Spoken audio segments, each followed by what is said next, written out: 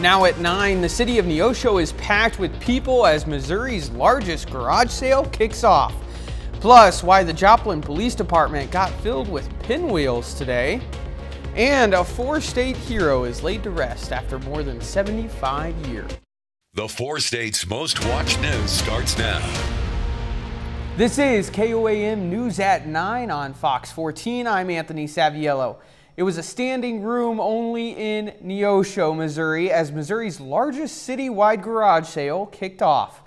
More than 300 people set up today to sell their unwanted possessions at a discount.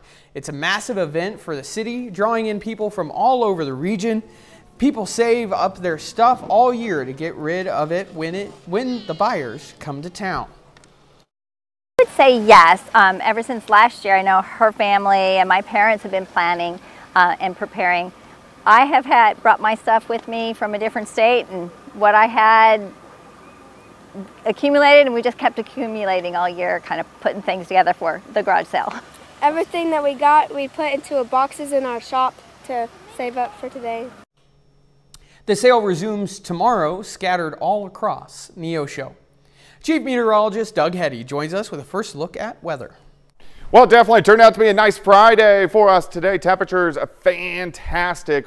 Back to where we should be for this time of the year after Tuesday, Wednesday, Thursday, kind of chilly. 69, but we had a frosty start of 34 degrees during the morning hours. Now the winds, they're really going to pick up as we get into late tonight, tomorrow. Look at this. We're going to have winds gusting 35, 40, maybe 45 miles per hour at times. They stay very strong all the way through Sunday as well, so a lot to watch. We do have a few clouds which are streaming in. Our next storm system building out to the west. That's going to give us some thunderstorms tomorrow night, but tonight's okay. But at least we don't get back into the 30s. We only drop back to about 49 and then back to 60 by 10 a.m. We're going to look at that thunderstorm chance for you and also your eclipse forecast here in just a bit. All right, Doug, thanks. A 4-state hero is laid to rest more than 75 years after he was declared missing in action. KOAM's Samantha Walker has more on the World War II soldier and his long-awaited homecoming. It just feels like some wounds are healed. In 1944, Corporal Julius Glenn Wolfe was one of the tens of thousands of soldiers to participate in D-Day during World War II. Following the event, Corporal Wolfe was declared missing in action and later deceased. There was a tombstone here all this time, but my mom always said, well, they never received his body. And I know that was a hardship for my grandparents. But now, more than 75 years later, Corporal Wolfe is home. In 2023, the Army told his family they were able to identify his body through DNA. Now Corporal Wolfe is laid to rest next to his parents in his hometown of Liberal. We feel like there's just some closure here, and we have a lot of family members who have been able to share in this wonderful honor. Corporal Wolfe was brought home with a procession from Springfield. The Warriors Watch Rider Motorcycle Group helped lead the way. And it's always a special honor because it's very moving to hear the tribute, what they went through, understand what brought about their demise and what they did in the service. Corporal Wolfe received full military honors during his ceremony. His family possesses the honors he has received, including the Purple Heart. It really makes me incredibly proud because I'm sure, like the chaplain said, that I'm sure he was terrified. I'm sure all those men were terrified. And they still went forward knowing that they might not ever go back home. Reporting in Liberal, Samantha Walker, KOAM News. Welcome home, Corporal Wolfe. Corporal Wolfe's family says they hope to continue learning more about the fallen soldier and his life. The Children's Center of Southwest Missouri held its annual pinwheel garden ceremony today at the Joplin Police Department. The center planted pinwheels to represent the innocence and freedom that children should be able to experience in a world without abuse. Knowing that these are the most vulnerable victims that you can work with, and just working with kids and getting to know them and hearing their story and knowing that you're making a change in their life, even if it's the smallest change, you're doing something that's affecting them. This year, the center planted a total of 86 pinwheels to represent each child the Joplin Police Department assisted through the Children's Center last year. There's another sign the job market is holding up. Fox Business correspondent Grady Trimble has the latest from the White House. Friday's jobs report was by all accounts a strong one. Overall, the economy added 303,000 jobs in the month of March, and the unemployment rate ticked down slightly to 3.8%. President Biden says this report is a sign that his economic plan is working. Take a look at the sectors seeing the biggest gains, starting with healthcare, 72,000 jobs added. Government right behind with 71,000 jobs added. Leisure and hospitality has returned to pre-pandemic levels and is up 49,000 jobs in the month of March. Manufacturing, though, was flat. I asked Acting Labor Secretary Julie Su if she's worried that a big chunk of these gains are in government. Does it concern you at all that maybe government spending is sort of helping prop up the numbers? Well, so certainly government spending is important. That's why the president has come in and said we're going to invest in America like we haven't done in decades. And that has helped to see growth in certain industries. It certainly helped with the broad-based economic recovery that we've had. But one of the areas of growth is in construction, right? And so we saw huge growth, especially in like the skilled trades. Wages were also up 4.1% from a year ago. That means more money in workers' pockets, but it could also put pressure on inflation. Stronger than expected report could lower expectations for rate cuts from the Federal Reserve in the early summer months. We should also note that the February jobs report was revised down by about 5,000 jobs compared to what was released last month. Not a massive adjustment like we've seen in recent previous reports, but an adjustment down nonetheless. In Washington, Grady Trimble, Fox Business. Coming up, April is National Stress Awareness Month, so we'll look at some healthy ways to help you cope. The Crawford County Mental Health Center is trying to reach more residents. Today, they brought their mobile same-day access RV to Northeast High School in Arma. Officials say visiting different locations helps reduce barriers for mental health and substance use services for those unable to reach the physical Pittsburgh location for same-day access. We get copies of insurance cards if they have insurance. We do initial assessments, enter data and information, right? Demographic information, height, weight, blood pressure, all that stuff. Take any medications, input information, and then we do a biopsychosocial assessment to kind of see what the needs are and then see what we can offer and who we can refer to. Mobile same-day access will be available at Northeast High School on the first Friday of each month from 9 a.m. to noon. Then on the last Friday of every month, it'll be at the Crawford County Courthouse in Girard, also from 9 a.m. to noon. April is National Stress Awareness Month. While many of us don't need a reminder to be aware of our stress, it's a good time to focus on how to manage it. Mandy Gaither has some healthy ways to cope. We all feel it, from our daily commute to juggling work. Can you just eat that pancake that you have right now? No. Family and schedules. Stress is all around us, and while you can't control it, you can take charge of how you cope. How you think about stress can make or break the situation. If you perceive it to be a threat or a challenge, can significantly impact how your body and your mind responds. Psychologist Susan Alberts with Cleveland Clinic says some of the red flags of increased stress include changes in your eating habits like loss of appetite or emotional eating, as well as changes in sleeping habits, sleeping too much, or not being able to fall asleep. Other symptoms include headaches, stomach issues, and mood changes. Life is continuously stressful, so investing in some stress management techniques can be a game changer for your physical and mental health. Albert says we can cope with stress by being active. She says exercise can help calm your mind and body, as can breathing exercises. She says what you eat can help too. If you are chronically stressed, you can eat vitamin C rich foods to help mitigate some of the wear and tear that your body experiences from stress. Also, magnesium-rich foods can be helpful. They help to regulate the stress hormones in your body and promote relaxation. For Health Minute, I'm Mandy Gaither. Albers says another way to relieve stress is to make sure you're getting enough sleep. She says research shows between 7 and 9 hours every night helps to restore your body and allows you to gear up to face the next day of stress and challenges. Doug is next with a complete look at the forecast. And later, Diamond and East Newton square off on the baseball diamond in the Mickey Mantle Classic. We'll have the highlights.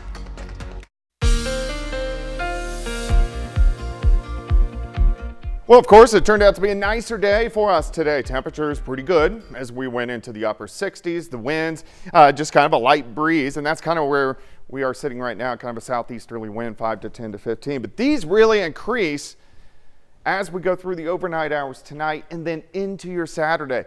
Check this out. We're going to have winds gusting 40, upwards of 45 at times for us on Saturday. Maybe not quite as strong on Sunday, but still, we're going to have gusts 25, 30 to 35 miles per hour. So windy weekend, but it is going to be a warm weekend. We do have some clouds increasing. This is the beginnings of our next storm system. You can see the mid and upper level clouds out across parts of Nebraska and then into Kansas. But the main system is spinning right here, moving out into the southwestern parts of the U.S. near the Four Corners. And that system is going to head toward us. And in fact, gives us at least a low threat for severe weather tomorrow evening. A level 1 out of 5. The higher threat is on the Kansas and the Oklahoma side. We're looking at timing between 7 p.m. and midnight. Main threats are going to be hail and wind. Tornado threats low. In fact, all the threats are fairly low. But if we did get some strong to severe thunderstorms, most of these would just produce hail and wind. But it is something we got to watch as we go into the weekend. All right, tonight's fine. 48 to about 50. As we go through the morning hours, by noon, upper 60s, sunshine. Some clouds get in here during the afternoon, but check out our temperatures, mid 70s. Now, tomorrow evening, here we go. Scattered thunderstorms about 7 p.m. Western counties work in Iola, Chanute, Fredonia, Neodesha, Independence. By 8 or 9, they should get to the Missouri-Kansas state line. By 10 or 11, all in southwest Missouri by midnight or 1. And then all gone by 2 or 3 o'clock in the morning. All right, rainfall with these storms. We've got to see where those heaviest storms set up. But if you get stuck underneath one of those heavier storms, we are going to pick up a ½ an inch, maybe upwards to 3/4 of an inch, which of course we need the rain. Breaking down the weekend, 75 tomorrow, 70 on Sunday. Of course, those overnight storms and very windy as we go through the weekend. Now, the other big weather topic, of course, is Eclipse Monday. What's the weather going to be like? So we're looking at 1:30. Totality just to our south and to our east. Let's zoom into the four-state area. If you're viewing the eclipse from here, we are going to have partly sunny skies, but it may drop the visibility just a bit. Now, if you want to go into totality, we need this storm system to slow down because right now it looks like a lot of clouds. Fingers crossed on this because I would like to go into totality as we get into Monday. All right, 74 tomorrow, 70 on Sunday, 74 again on Monday. Thunderstorms again Tuesday into Wednesday, but temperatures throughout the period looking pretty good. Pretty good indeed. I know I'd like to see the eclipse as well. Coming up, we'll hear from the first Latina elected to the Carthage, Missouri School Board. Carthage has elected its first Latina school board member this week. Maria Sanchez was elected with 32% of the 3,555 votes. She has been involved in the community since she moved to the four states almost 20 years ago. KOAM's Fernanda Silva has more. Carthage, I want it to be the hometown for my children, for them to grow up, and it has been a good decision. Moving from California after immigrating from Mexico, Danielle and Esther Gonzalez chose Carthage to call home. One of the reasons for their choice was the city's school district, where their kids go to. They have very good teachers. There have been many resources that help them. The Gonzalez family is not alone. 43% of the Carthage schools' student body identify as Latino or Hispanic. But even with the expressive number, only now a Latino woman was elected as a school board member. Maria Sanchez's son and daughter graduated from Carthage schools. Now her grandkid is a student in the district. When they realize that somebody's here that speaks their language, it's a different feeling. Even though the Carthage School District offers translators to parents who don't have English as their first language, having a board member who comes from the same background and understands their culture is especially important to the Latino community. And having a familiar face is so important in our society here. Nos sentimos como en casa. We feel at home. For us, it's very important, the language. El lenguaje. Sanchez says she's happy to be making history. This is the beginning because I'm going to dedicate more time. I don't just want it to be me. I want other Hispanic leaders. It's not just me. We need to be working at it and be in front and be more resourceful and be available to serve our community. We're very happy as Hispanics that now we can see a light through Maria. This is a door that opens for us. In Carthage, Fernanda Silva, KOAM News. Maria Sanchez's son and daughter graduated from Carthage schools. Now her grandkid is a student in the district. She says she's excited to serve the community and support the Latinos in the area. According to the Missouri Department of Elementary and Secondary Education, 8% of enrolled students in K-12 statewide are Hispanic. The Biden administration is preparing new proposals to reduce or cancel student loan debt for millions of borrowers. Sources say these proposals would help people who experience hardship in their daily lives that prevents them from being able to pay back their loans. It would also help ease the burden of borrowers who have seen their interest accrue over time. Sources say President Biden will lay out these proposals Monday. They could go into effect as early as fall. Up next, cars and trucks take to the streets of Lamar, Missouri for the city's first cruise night of the year. The sounds of engines filled Lamar, Missouri this evening. The group Lamar Cruise Night hosted its first event of the year. Today's event was called Cars and Trucks Unite. It's not just a casual cruise. There are prizes up for grabs, and today there were more than usual. The fellowship that we have with all of our communities, we sometimes have in our big super summer cruise coming up in June, we'll have 35 communities represented. So it's just getting together and just shooting the breeze and having a good night of fellowship. The Lamar Cruise Night Committee also served chili to attendees. 30 more minutes of news, weather, and sports coming your way. President Biden visits the site of the collapsed Francis Scott Key Bridge in Baltimore. Plus, how Israel is reacting to the backlash following an airstrike that killed aid workers. You're watching the 4 states' most watched news. This is KOAM News on Fox 14. I'm Anthony Saviello. More than 1 week after a deadly bridge collapse, President Biden today traveled to Baltimore. He's urging Congress to quickly approve federal funding to help rebuild. Fox News correspondent Rebecca Castor has more. As crews work to clear the tons of debris from last week's bridge collapse, President Biden is renewing his support for the city of Baltimore. Your nation has your back, and I mean it. Your nation has your back. President Biden doubling down on his commitment for the federal government to spend whatever it takes to reopen the Port of Baltimore. On Friday, he toured the site of that deadly bridge collapse and later met with the relatives of 6 construction workers who died. I know a little bit about what it's like to lose a piece of your soul, to get that phone call in the middle of the night to say family members are gone. I've been there. The Francis Scott Key Bridge collapsed last Tuesday after a cargo ship struck one of the support beams. The president is now urging Congress to quickly authorize federal funds to rebuild the structure, which some experts estimate could cost at least $2 billion. No matter anyone's affiliation, public, private, federal, state, local, Democrat, Republican, we are all one team here. For now, most operations at the port are still shut down, and officials say that's costing millions in lost revenue every day and upending the supply chain. The Army Corps of Engineers expects to open a limited access channel to allow larger cargo ships to flow in and out by the end of April. The legal fallout, though, could last years. A lot of parties are going to want to present claims and make sure someone that knows what they're doing gets a hold of your case. In a federal court filing, the ship's owner and operator denied fault and asked that any liability be capped at $43 million. In Baltimore County, Maryland, Rebecca Castor, Fox News. An earthquake today shook New York City. The 4.8 magnitude quake hit in central New Jersey, sending tremors throughout much of the Northeast that millions of people felt. Though it caused minimal damage, safety crews in New York City are making sure buildings and bridges did not suffer any structural damage.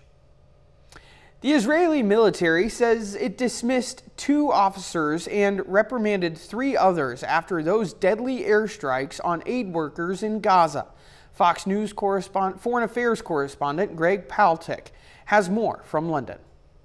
The Israeli military took steps on Friday to hold itself accountable for the deadly strike on aid workers earlier this week. 2 officers have been dismissed and 3 others punished following drone attacks that killed 7 workers delivering food to starving civilians. Hamas and its allies say it was a deliberate attack, but in a new report, Israel found it was a, quote, grave mistake stemming from a serious failure, and the entire decision-making process will now be re-examined. Why did you pull the trigger thinking this was Hamas? That's a thorough investigation done by a values-based organization that is holding its people to a very high standard. The report was released just hours after Israel's security cabinet approved a series of immediate steps to increase the flow of humanitarian aid. The Biden administration welcoming that announcement while also remaining skeptical about conditions at the Gaza border. These are positive developments, but the real test is results.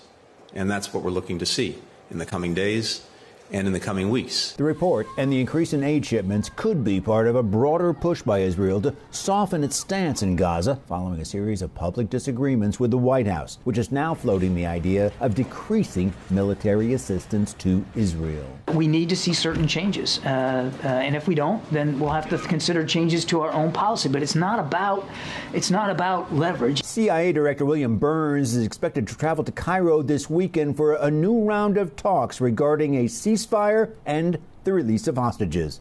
In London, Greg Palcott, Fox News. A bit later, seeing Monday's eclipse as just any other. Seeing just one total solar eclipse can be a dream come true, but one Texan is about to see her 21st. I'm Chanley Painter with a look at her remarkable journeys and how she's getting the next generation excited about the sun. That's all straight ahead.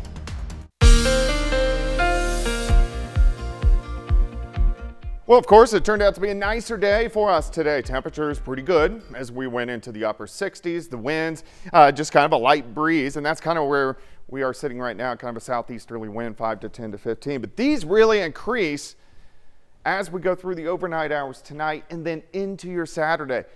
Check this out. We're going to have winds gusting 40, upwards of 45 at times for us on Saturday. Maybe not quite as strong on Sunday, but still, we're going to have gusts 25, 30 to 35 miles per hour. So windy weekend, but it is going to be a warm weekend. We do have some clouds increasing. This is the beginnings of our next storm system. You can see the mid and upper level clouds out across parts of Nebraska and then into Kansas. But the main system is spinning right here, moving out into the southwestern parts of the U.S. near the Four Corners, and that system is going to head toward us and in fact gives us at least a low threat for severe weather tomorrow evening. A level 1 out of 5. The higher threat is on the Kansas and the Oklahoma side.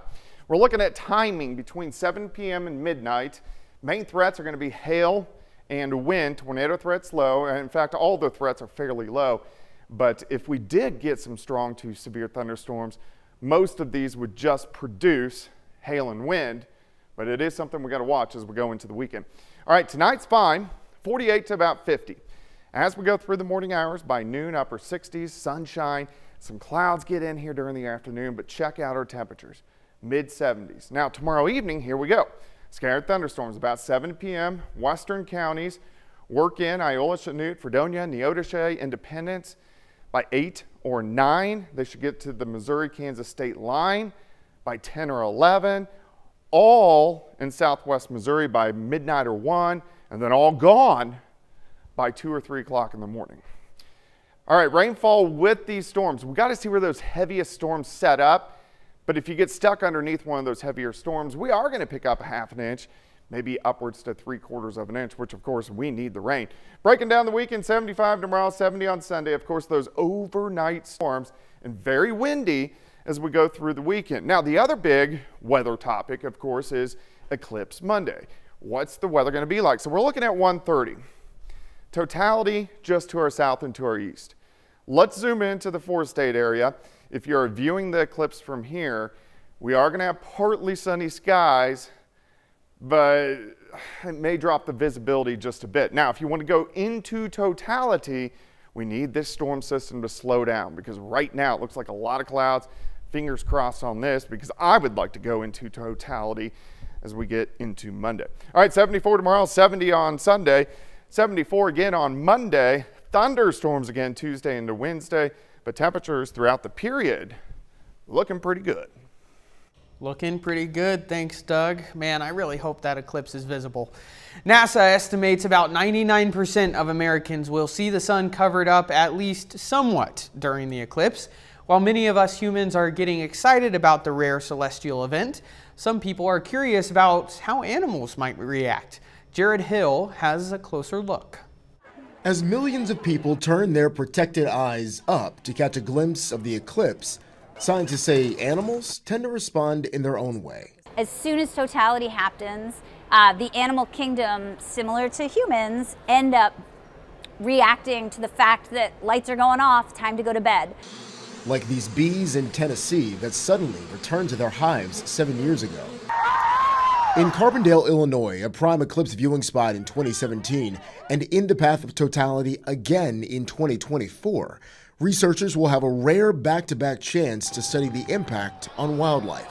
Further our understanding of wildlife responses to large-scale changes. Scientists aren't only focusing on what the eclipse looks like from the sky, but also what it sounds like here on Earth. There's been a lot of evidence that crickets respond pretty quickly to this change in light. So by listening to the eclipse, we're engaging a whole new group of folks in the scientific process. One group of animals that may not care about the eclipse are pets. They tend to be a little smarter than we are. They know not to stare at the sun. That means no eclipse glasses required for your furry friend, but the top veterinarian for the American Kennel Club says think twice about bringing pets into big crowds on Monday. Dogs that have a tendency to be anxious or stressed, this may exacerbate that. One more thing to consider for the last coast-to-coast eclipse in a generation.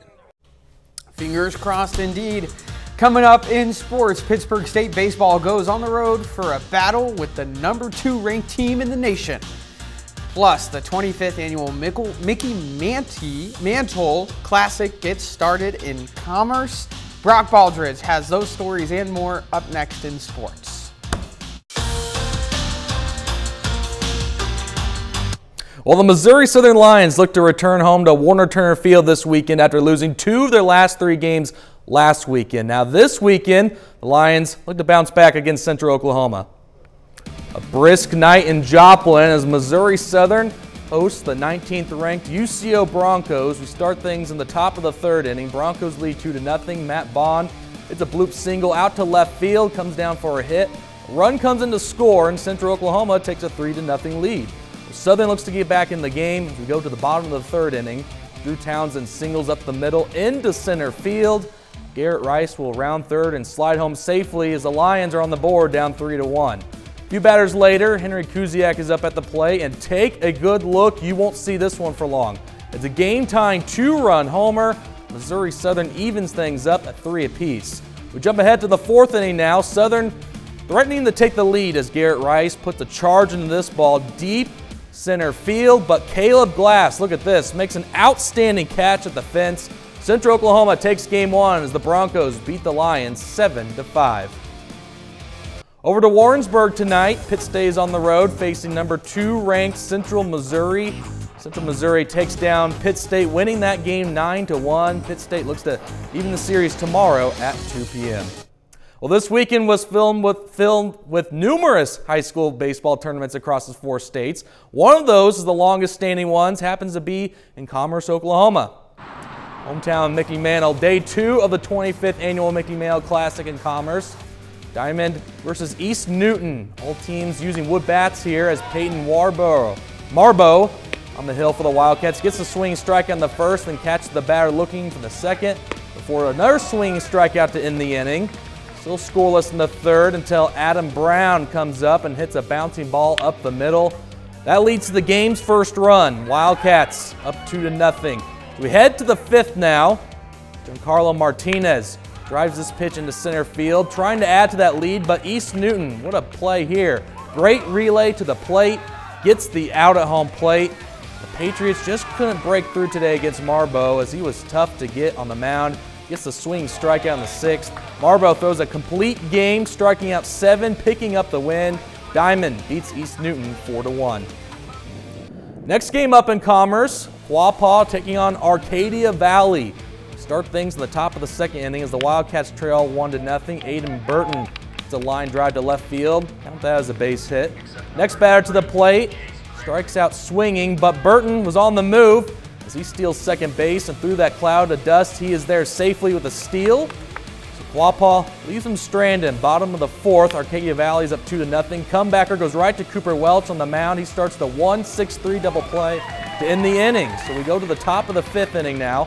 Connor Fox smashes this pitch over the left fielder's head. He gets into second with a standing up double. Wildcats load the bases that inning, but still can't bring across any runs. Arcadia Valley wins this game by a final score of 5-1. Well, tonight marks the second to last game of the regular season for Thunder Friday nights here on Fox 14. Oklahoma City is looking to stay at the top of the Western Conference standings with just over a week remaining in the regular season. The Thunder visit Indianapolis tonight, taking on the Pacers in the 2nd quarter. Tyrese Halliburton kicks out to Miles Turner as he splashes that 3. Pacers lead by 10. Later in the 2nd, the Thunder look to get back in the game as Chet Holmgren drives baseline, throws it down with some authority. OKC trails by 8. Still in the 2nd now, Indiana answers that possession as Jalen Smith says, anything you can do, I can do better. 2-hand slam there, and the Pacers lead by 9. So we go to the closing seconds of the 3rd quarter. Tyrese Halliburton running out of time. Clock hits 0 as he beats the buzzer to end the 3rd quarter. Indy goes up by 11. So we head to the 4th quarter now. Pacers start to pull away now as OKC gets the miss. Obi Toppin in transition gets his outlet. Pascal Siakam throws it down, and Indiana beats Oklahoma City 126-112. Thunder lose their 3rd straight game. That's your look for sports. We're back with more news after this. The countdown to one of nature's most fascinating light shows is on. With the total solar eclipse set to take place on Monday, and while witnessing the event can be a once-in-a-lifetime experience, for most, one Texas woman is set to make this total eclipse her 21st. Fox News correspondent Chanley Painter has more. As many Americans wait in anticipation to try to get a glimpse of Monday's solar eclipse, it's almost certain Letitia Ferrer will be among those staring up at the sky, with special safety glasses, of course. My life is measured in eclipses. That's because Ferrer is a self-described eclipse chaser. The 63-year-old from Texas has seen 20 total solar eclipses so far. I'm sort of addicted to them. I'm addicted to that feeling of that being that for those few seconds or minutes, being one with the universe and being really present and feeling it. Ferrer's passion has brought her to all 7 continents. My first one in North America was the 1991. My second one in North America was the 2017, and this will be my 3rd. But I've been to Europe for one of them. I've now gone to Africa twice. I've gone to Australia 3 times. I've gone to Antarctica twice. And now it's bringing her to schools where she gets kids excited about the natural phenomenon, which takes place when the moon passes between the earth and the sun, blocking out the sun's rays and casting its shadow on the earth. The motto is no child left inside. I'm giving talks because that's my goal, is to get more people interested in it so they don't miss this wonderful opportunity. I think it's going to be scary because it's going to be very dark at like daytime, and I've never seen an eclipse. With help from her vision board, Ferrer keeps focused on her goal of making it to age 103, which is when she will hopefully get to see her 50th total solar eclipse. I'm Chanley Painter, Fox News. Imagine that, 50 total solar eclipses. Coming up, if you plan to head to the theater this weekend, we'll show you the newest releases. A horror film and an action thriller lead the week's new releases. Here's Fox's Ashley Dvorkin with a look at what's new in theaters and streaming. You don't have to be afraid. Horror prequel The First Omen is in theaters with a before story to the 1976 classic. Nell Tiger-Free stars as an American woman in Rome to become a nun who uncovers a conspiracy to bring the birth of evil incarnate. Do you remember me? Dev Patel leads, co-wrote, and brings his directorial debut with the action thriller Monkey Man. Set in a fictional city in India, the story follows a man on a vengeance against the corrupt leaders who murdered his mother. Patel and Jordan Peele are also producers of the film. This time you owned up to these letters. Olivia Colman and Jessie Buckley star in Wicked Little Letters. The comedy is set in a 1920s seaside town where residents are getting letters full of profanities, and a woman is charged with the crime, but an investigation reveals something else may be amiss. Strange being here. In select theaters on digital and on demand is Damian Hurley's directorial debut Strictly Confidential, starring his mother, Elizabeth Hurley. The thriller is about a woman unraveling mysterious events of her best friend's death after returning to the Caribbean paradise where they spent their final days. In select theaters is Housekeeping for Beginners, centered around a woman who, despite never aspiring to be a mother, is raising her girlfriend's daughters. And while they have their clashes, the unlikely family forms a strong bond as they fight to stay together. An hour of television can change everything. Netflix adds Scoop with Gillian Anderson and Rufus Sewell, inspired by the behind-the-scenes story of the Emily Maitlis BBC Newsnight interview with Prince Andrew over his ties to Jeffrey Epstein. This is only going to get bigger. In Hollywood, Ashley Dvorkin, Fox News. I'm going and seeing Monkey Man, that's for sure. That's our time for tonight. Thanks for joining us. We'll leave you with a video of a baby Nigerian dwarf goat at the Nashville Zoo. From all of us here at KOAM, have a great night.